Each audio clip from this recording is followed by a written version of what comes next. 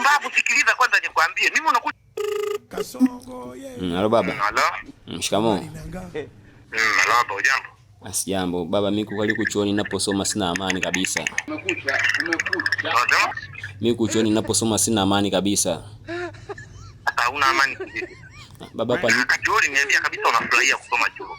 Baba hapa nilipopanga mama nyumba ananisumbua na embeti sijui mimi nitakulipia kodi, nitakusaidia kulipa ada chuoni, kikubwa tu ni unamfikisha. Sasa sijui mimi unamfikisha wapi na mimi nilipo ni mgeni.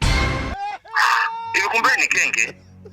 Sasa wewe hilo ni swala la kusema hauna amani au ni kusema hapo una amani hadi amani ya moyo kabisa? Yesu. Sasa baba mtu kusema hivi pumbavu, sikiliza kwanza nikwambie. Mimi unakuja unaniambia pumbavu wako unasema hauna amani. Mimi najua labda kuna watu wanakutishia uhai, watu wanakutishia kifo tu hashtag. Alafu unakuja kuniambia kujua kumfikisha. Sababu baba mimi mimi huwa nakufundisha nini?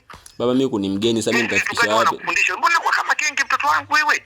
Fursa zinakuja kama hizo, zitumie. Jitu likusaidie. Ni mama limekuja likusaidie kulipa hata pango hapo na ada. Mimi babako nataka niende kulipa kuhangaika kati jitu linakuja kabisa najirengesha. Ndani ya box hapo jiangushe.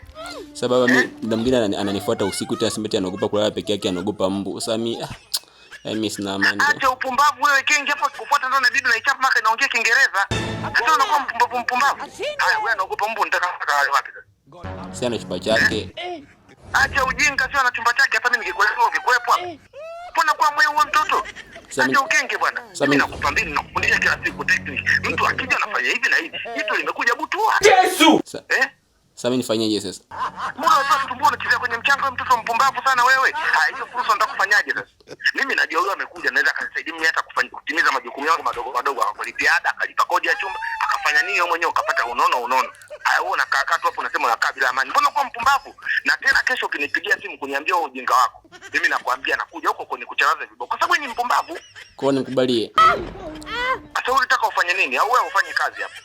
Wewe hiyo filimbi yako haifanye kazi hapa. Tena filimbi yako ni imekaa tunashinda hata kugonga haki elimu gwangwa imekaa tu hapa. Mimi nakwambia simamisha antena, chagua channel kanka gonga. Bwana vipi wewe, mbona kwa mpumbavu?